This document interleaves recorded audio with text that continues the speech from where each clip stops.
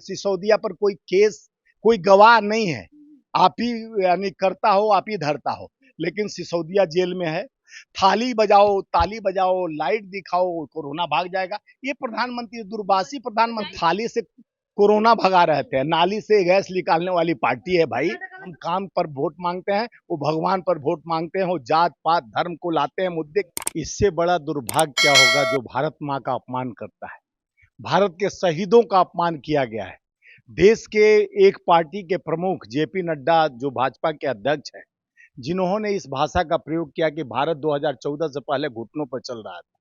ऐसा दुर्भाग्य इस देश का कि कुछ भी कहे वो सही खाता न बही। जिस तरह का इस भाजपा का यानी राम भरोसे कुछ दिन में चल रहे थे, अभी भाजपा कर्नाटका में हनुमान भरोसे चल रहा है।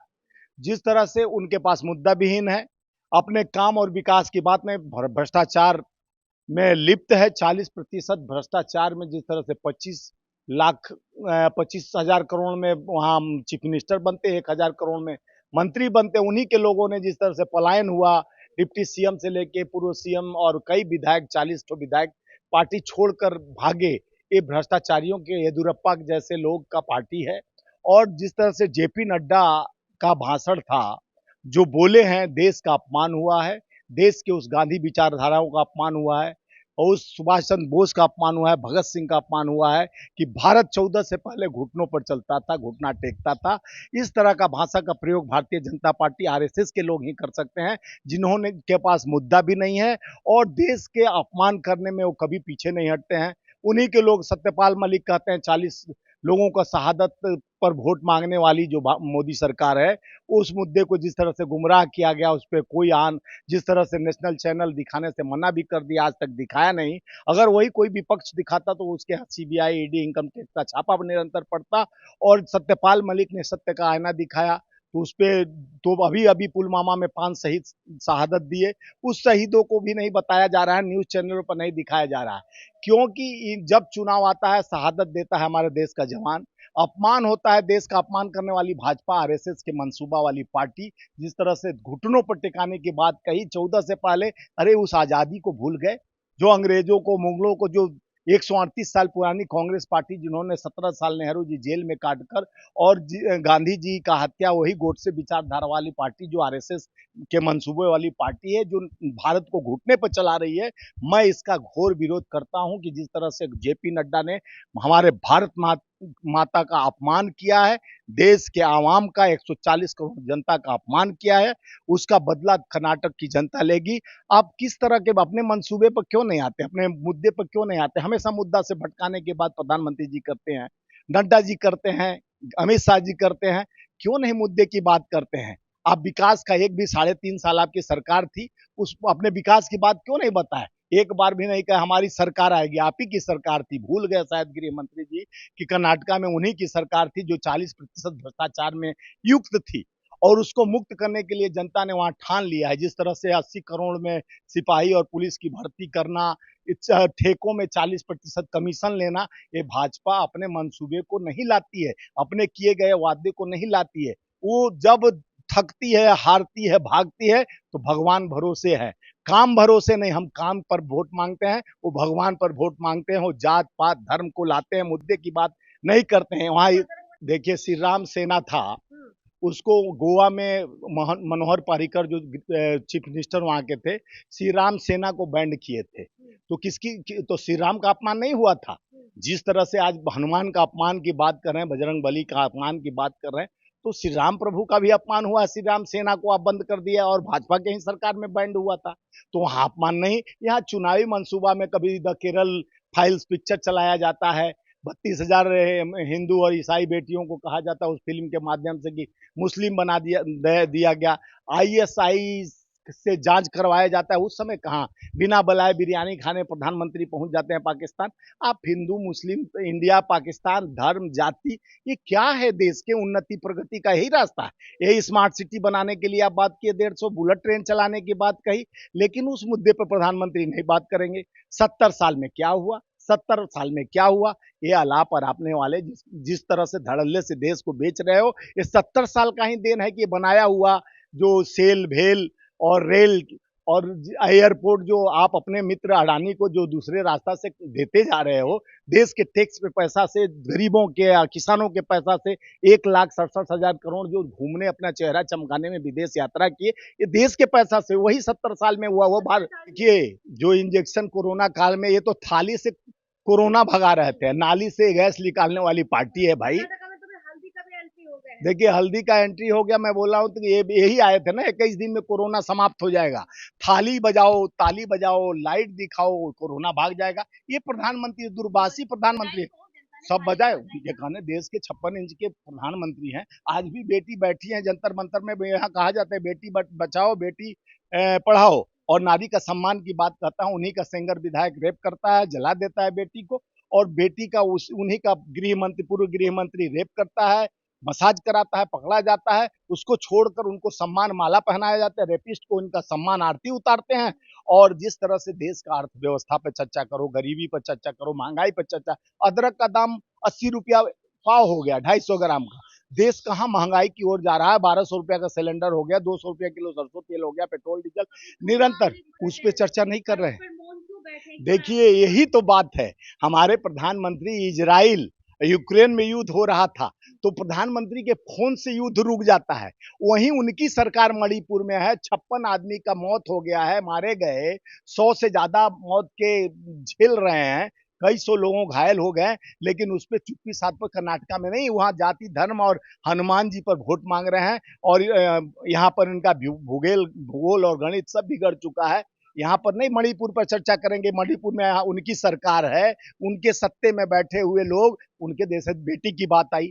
बेटी, अगर देखिए, सिसोदिया पर कोई केस, कोई गवाह नहीं है, आप ही यानी करता हो, आप ही धरता हो, लेकिन सिसोदिया जेल में है, उसका अभी गवाह कोई नहीं है।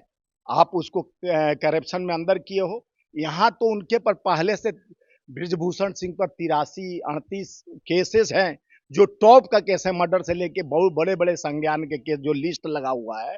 और बेटी साथ वहां पर बेटी कह रही है, जो देश के लिए, आप हमारी बहन बेटी है, हमारी बेटी है, वो किसी सम्मान के लिए रोड पे आके कहेगी कि मेरे साथ छेड़खानी हुआ है? वो जो क्लोज में दी है कि मेरे साथ क्या क्या अपमान हुआ है, मेरा किस तरह से इज्जत लूटा गया है, यानी पर हाथ डाला गया है, तो उस पर ब्रिजभूषण सिंह पर चुप्पी साध कर जिस तरह से सरकार, तो, तो वो कहेंगे तब बोलेंगे। तो नड्डा जी, अमित शाह जी और मोदी जी उस पर चर्चा नहीं। उसी बेटी ने जब गोल्ड मेडल लेके आई, तो यही प्रधानमंत्री कहें, अरे बेटी, आप हमारी बेटी हो। फोगाट को बोल रहे हैं कि विनेश, तुम मेरी बेटी, मेरे परिवार की सदस्य हो, मेरे परिवार से पुराना रिश्ता है। उस परिवार के सदस्य को जिस तरह से आज धोखा दिया जा रहा है, उनको जिस तरह से अपमान किया जा रहा है, उनको, मोदी जी को अब नहीं दिख रहा है कि मेरे परिवार के सदस्य थी पहले और आज बैठी है जंतर मंतर पर 10 कदम दूरी पर, तो उस बेटी से क्यों नहीं वो अपमान का बदला लेने के लिए मोदी जी संज्ञान में लेते हैं? उसको क्यों नहीं, मोदी जी का आदेश होता है, गृह मंत्री जी का आदेश होता है कि एक सांसद को जिस तरह से आप एक सांसद, अब तक खान साहब रहते हैं, वो सांसद तो कब तक दफा लग जाता है, जेल में भी बसाने का कोशिश इसलिए किया जा रहा है। ब्रिजभूषण सिंह एक दबंग और बाहुबली नेता हैं। उनका पूरा परिवार पहलवान कमेटी में, उनका बेटा भी उपाध्यक्ष है, उनका दामाद भी बिहार का अध्यक्ष है, और उनका यानी बेटे का साला भी उसमें इंक्लूड है।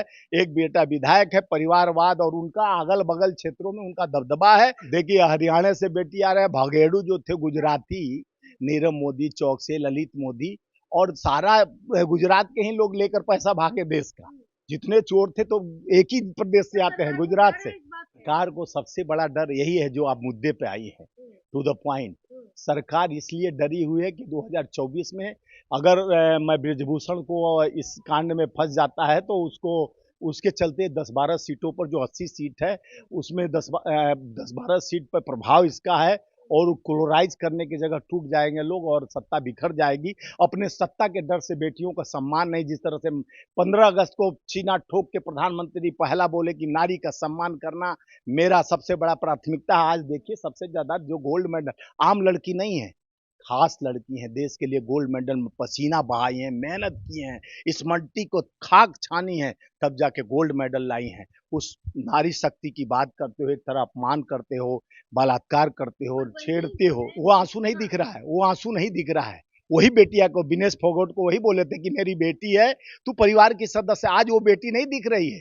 ये देश का दुर्भाग्य है। ऐसे प्रधानमंत्री जैसे अपने हर शब्द चलते, हर एक कदम पर बढ़ते हैं, एक शब्द बदल देते हैं। वो नाली से गैस निकालते हैं, वो बहुत चमत्कारी हैं।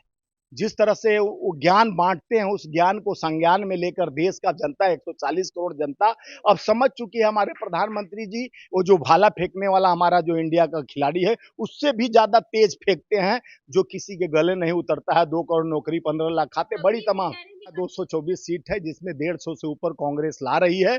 कर्नाटक का जनता एकदम अपना मन बना लिया है इस मंसूबे पर, कितना हो भगवान बजरंगबली को लाए, राम को लाए, लेकिन देश का आन बान शान और कर्नाटक का पहचान, एक रणभूमि जहां हनुमान की जन्मभूमि है, हनुमान जी का कृपा यानी हनुमान भक्त कांग्रेस पे हो चुकी है।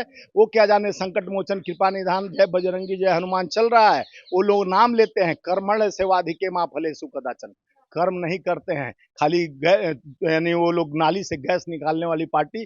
भारत को बदनाम, भारत माता को यार किस तरह से अपमानित किए हैं कि घुटने पर टेकते थे। अरे जो हम लोग लोहे का चना गांधी के विचारधाराओं से, सुभाष चंद्र बोस, संकट मोचन करेंगे, किसको संकट से बचाएंगे? देखिए संकट मोचन कृपा निधान है कांग्रेस के लिए, और वहां के जनता को बचाएंगे। जो वहां की जनता भोग रही थी 3.5 साल में, जो 40% उन्हीं के नेताओं ने कहा कि पहले पैसा लाओ फिर काम देंगे। विकास इसलिए नहीं हुआ कि कमीशन बहुत ज्यादा लेने के चक्कर में, वहां बोले कि जब 25,000 करोड़ हम मुख्यमंत्री बनने के लिए देते हैं, 1,000 करोड़ मंत्री बनने के लिए, तो हम पैसा लेंगे, लेन देन नहीं किया तो विकास नहीं हुआ। इसलिए 2 इंजन की गाड़ी अब रुब्ध हो गई है। नए इंजन के साथ, कांग्रेस के साथ वहां की जनता जा रही है, और विकास का पूरा प्रारूप, और देश प्रदेश में चमक और देश में चमक बढ़ेगी। 24 में भी संकल्प के साथ देश परिवर्तन की ओर जा रहा है। अब कर्नाटका है, उसके बाद छत्तीसगढ़, मध्य प्रदेश, राजस्थान और हरियाणा की बारी है। यही कांग्रेस की पारी है, और जय जय हो रहा है, क्योंकि जनता जनार्दन है, जनता विश्वास पे खरे उतरेगी, और क्योंकि हम लोकतंत्र और संविधान की बात करते हैं।